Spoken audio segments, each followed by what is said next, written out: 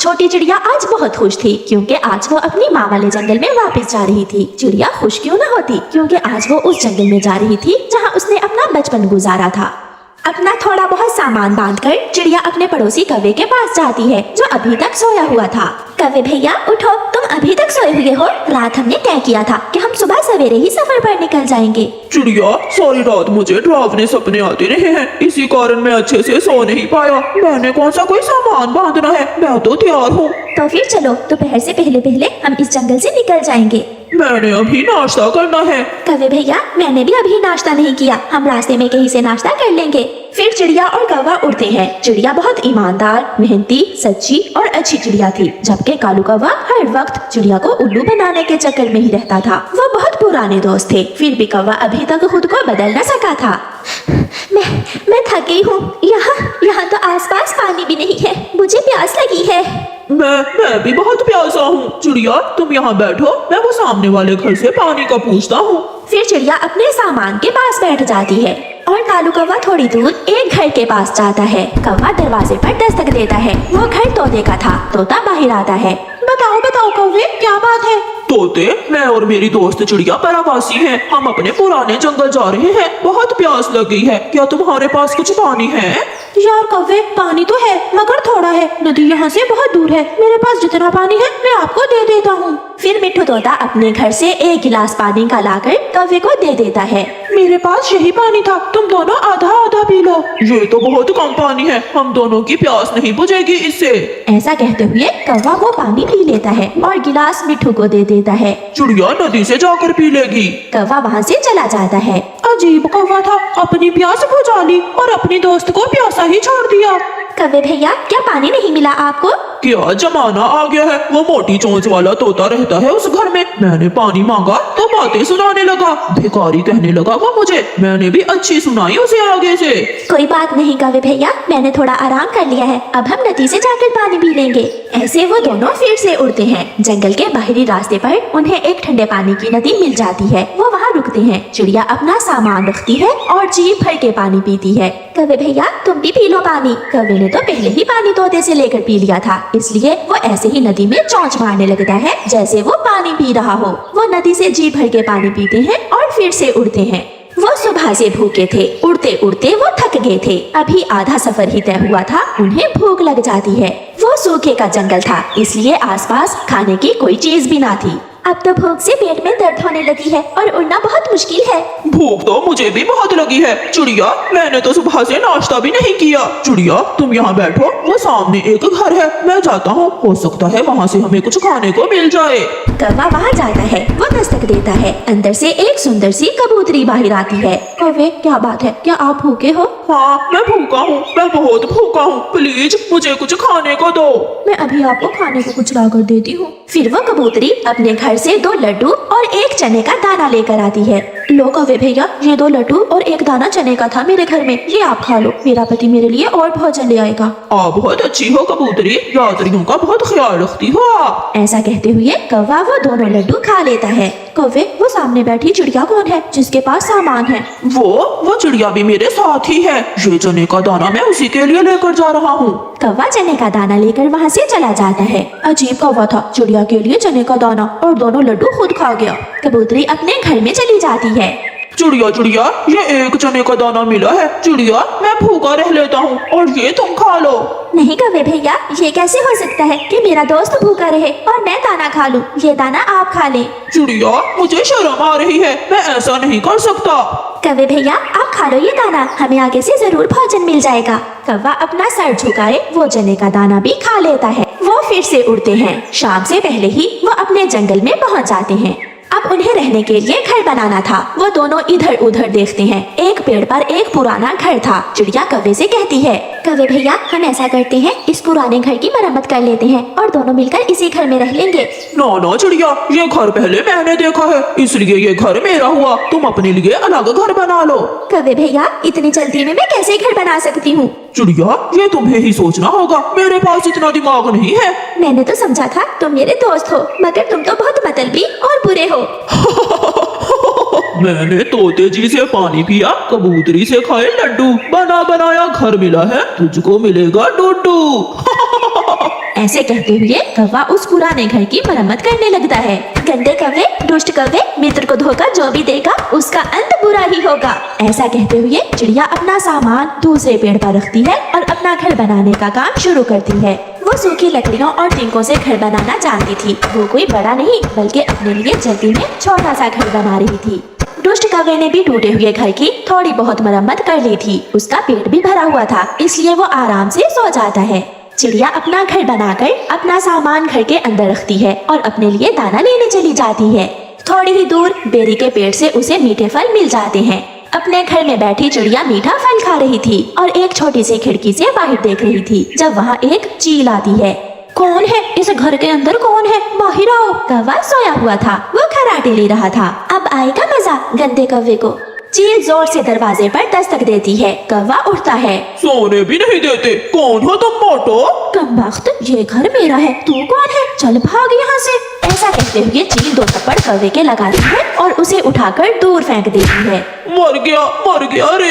हाय हाय मेरी हड्डी टूट गई। चिड़िया खिड़की से कौवे को कहती है, जो अपने दोस्तों को धोखा देता है उसके साथ ऐसा ही होता है। ऐसा कहते हुए चिड़िया खिड़की बंद कर लेती है। प्यारे दोस्तों, इस कहानी को लाइक, अपने दोस्तों के साथ शेयर और चैनल को सब्सक्राइब करना बिल्कुल मत भूलना। आपका धन्यवाद। अपने घर में आग जलाने के लिए चिड़िया का पति लकड़ियाँ काट रहा था। सुबह से दोपहर हो जाती है। वो थक गया था। झाड़ियों में छुपा हुआ दुष्ट कौवा इधर उधर देखता है और झाड़ियों से बाहर निकलता है और जल्दी से आकर पापा चिड़िया का टिफिन खोलता है और उसमें से भोजन खाने लगता है। वो जल्दी जल्दी से टिफिन खाली कर देता है और वहाँ से भाग जाता है। भूख लगी है, अब मैं अपना खाना खा लेता हूँ और बाकी का काम बाद में करूँगा।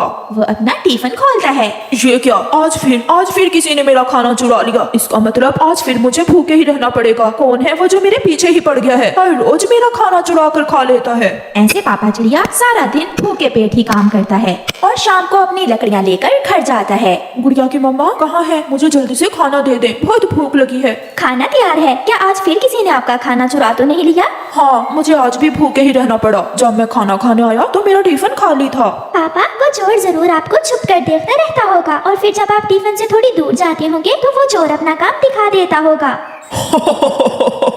मैं झाड़ियों में बैठा हुआ था। जैसे ही चिड़िया का पति लकड़ियाँ उठाने दूसरी तरफ गया तो मैं छत से गया और उसका टिफिन खा गया। कालू, क्या था आज चिड़िया ने उसके टिफिन में क्या रखा था? एक भुनी हुई मछली। मछली का सुनकर तो गोरी के मुंह में पानी आ जाता है। फिर तो बहुत मजा आया होगा तुम्हें। कालू, मैं भी जाऊंगी तुम्हारे साथ टिफिन चोरी करने कल। हाँ, मगर ये काम बहुत ध्यान से करना होता है। अगर पकड़े गए तो मार भी पड़ेगी और रुसवाई भी होगी। फिर दूसरे दिन गुड़िया के पापा फिर से अपने काम पर जाने की तैयारी करते हैं। ये ले अपना टिफिन, मैंने खिचड़ी बनाकर रखी है टिफिन में। ध्यान रखना कहीं ऐसा ना हो कि आज फिर कोई चोर आपका टिफिन चुरा ले। आज मैं टिफिन अपने पास ही रखूंगा। गुड़िया के पापा काम पर चले जाते हैं। गोरी और कालू भी टिफिन चोरी करने के लिए घर से निकलते हैं। मैं इस पेड़ से लकड़ियाँ काटूंगा और अपना टिफिन यही पास ही रख लेता हूँ। वो अपना काम शुरू करता है। आज तो इस चिड़िया ने टिफिन अपने पास ही रख लिया है। कल तो वहाँ रखा था। कालू प्लीज, कालू तुमने कल भी भुनी हुई मछली खाई थी। आज तुम जाकर उसे बातों में लगाओ और मैं पीछे से टिफिन खा लूंगी। कालू मान जाता है। फिर कालू दूसरी तरफ से उड़ता हुआ आता है। क्या तैयारी चल रही है जी? मैं लकड़ियाँ काट रहा हूँ। थोड़े दिनों तक ठंड शुरू होने वाली है, बर्फ भी शुरू हो जाएगी, इसलिए आग जलाने के लिए मैं लकड़ियाँ इकट्ठी कर रहा हूँ। कालू कौवे, तुम कहाँ से आए हो? यार, मैं तो बाल बच गया। मैं बैठा हुआ था कि पीछे से एक खूंखार चील ने मुझ पर हमला कर दिया। कालू कौवा ऐसे झूठी कहानी शुरू करता है और गोरी कौवी पीछे से दाव लगाकर चुपके से टिफिन उठाकर एक तरफ ले जाती है। टिफिन में खिचड़ी देखकर गोरी कौवी की तो आंखें बल्ब की तरह रोशन हो जाती हैं। वो तेजी से खिचड़ी खाना शुरू करती है। वो चंद मिनटों में ही टिफिन खाली कर देती है और टिफिन वापस रखाती है। तुम फिर कभी पहाड़ों की तरफ न जाना, वहाँ बहुत खतरा होता है। अब मैं जाता हूँ, मेरा काम हो गया और तुम अपना काम करो। कालू कौवा वहाँ से चला जाता है। गोरी भी थोड़ी दूर एक पेड़ पर पहुँच चुकी थी। कालू, जब तुमने कहा कि वो चील मुझे पकड़ने लगी थी तो मेरी हंसी निकल रही थी। वो मेरी झूठी कहानी को कैसे सच समझकर सुन रहा था। वैसे आज टिफिन में था क्या? आज टिफिन में खिचड़ी थी। वो चिड़िया तो बहुत मजे की खिचड़ी बनाती है, मजा ही आ गया। अब तुम घर जाओ और मैं दाना खाकर घर आता हूँ। गोरी घर चली जाती है। ये कैसे हो सकता है? आज तो मैं अपने टिफिन से 1 मिनट के लिए भी दूर नहीं गया। मुझे तो ऐसा लग रहा है ये कोई जादू है। ऐसे कैसे हो सकता है? पापा चिड़िया उस दिन फिर से भूखा ही रहता है। शाम को जब पापा चिड़िया घर जाता है तो वो अपनी पत्नी को सारी बात बताता है। मैं पास में ही तो था, फिर ये सब कैसे हुआ? मुझे तो कुछ समझ नहीं आ रही। अब मुझे उस चोर को पकड़ना ही होगा, वो तो हर रोज ही तुम्हारा टिफिन चोरी करने लगा है। पापा मैं कल आपके साथ जाऊंगी, मैं टिफिन के पास ही छुप कर बैठ जाऊंगी और वो चोर जैसे ही टिफिन चुराने आएगा तो मैं शोर मचा दूंगी। कल वो पकड़ा भी जाएगा और उसे सजा भी मिलेगी। कालू जी कल कैसे चुराएंगे उस पागल चिड़े का टिफिन? कल की तुम चिंता ना करो, कल मेरी बारी है, मैं अपना काम कर लूंगा। फिर दूसरे दिन जब मम्मा चिड़िया अपने पति का टिफिन तैयार करती है तो खाने में पेट खराब करने वाली दवा मिला देती है। आपने आज टिफिन नहीं खाना क्योंकि आज मैंने चोर को सजा देने के लिए खाने में पेट खराब करने वाली दवा मिलाई है। अब तो चोर पकड़ा जाएगा। तुमने उसे सजा देने की अच्छी योजना बनाई है। पापा मैं भी देखूंगी वो चोर कौन है जो मेरे पापा का हर रोज खाना चोरी करके खा जाता है। पापा चिड़िया अपने काम पर चला जाता है। आज पापा चिड़िया जानबूझकर टिफिन थोड़ी दूर रखकर दूसरे पेड़ से लकड़ियाँ काटने लगता है। कौवा तो पहले से ही झाड़ियों में छुपा हुआ था। मौका अच्छा है, अभी काम दिखाता हूँ, भूख भी बहुत लगी हुई है। कौवा अभी जाने ही लगता है कि पीछे से गोरी कौवी भी आ जाती है। कालू जी मुझसे रहा नहीं गया, मैं भी खाऊंगी, हम दोनों मिलकर चोरी करते हैं टिफिन से खाना। फिर कौवा और कौवी आहिस्ता आहिस्ता आगे बढ़ते हैं और जाकर गोरी टिफिन का ढक्कन खोलती है। रोटी की चूरी देखकर कालू और गोरी एक दूसरे की तरफ देखते हैं और शुरू हो जाते हैं। वो तो मिनटों में ही सारी चोरी खा लेते हैं। कालू कालू कुछ हो रहा है, मेरे पेट में कुछ हो रहा है। ऐसा कहते हुए गोरी धमाका करती है और साथ ही कालू शोर मचाता है। मेरा पेट, हाय मेरा पेट, बचाओ मुझे बचाओ। गुड़िया के पापा भी वहाँ आ जाते हैं। सामने टिफिन खाली पड़ा था और कौवे जमीन पर लेटे टांगे ऊपर करके रो रहे थे। तो ये तुम दोनों हो जो हर रोज मेरा टिफिन चुराते हो, एक ना एक दिन तो पकड़े ही जाना था ना। मेरा पेट, प्लीज हमें डॉक्टर के पास ले जाए, हम मर जाएंगे, हाय। मामा चिड़िया और गुड़िया भी वहाँ आ जाती हैं। साथ में मिठू तोता और कबूतर भी था। तो ये है वो चोर, आखिर पकड़े ही गए। दोस्तों हमें बचा लें, मेरे पेट में बहुत दर्द है। जब चोरी का भोजन खाओगे तो पेट में दर्द तो होगा, और खाओ खाओ चोरी का भोजन। आज के बाद तुम दोनों कभी चोरी नहीं करोगे। किसी न किसी तरह वो भागकर अपने घर पहुँच जाते हैं। गोरी मुझसे शौचालय नहीं जा होगा। कालू जी आज के दिन घोंसले को ही शौचालय बना लेते हैं, मेरा भी यही हाल है। ऐसे चिड़िया अपनी बुद्धि से कौवों को अच्छी सजा देती है और वो सबके सामने शर्मिंदा भी होते हैं। प्यारे दोस्तों इस कहानी को लाइक करना बिल्कुल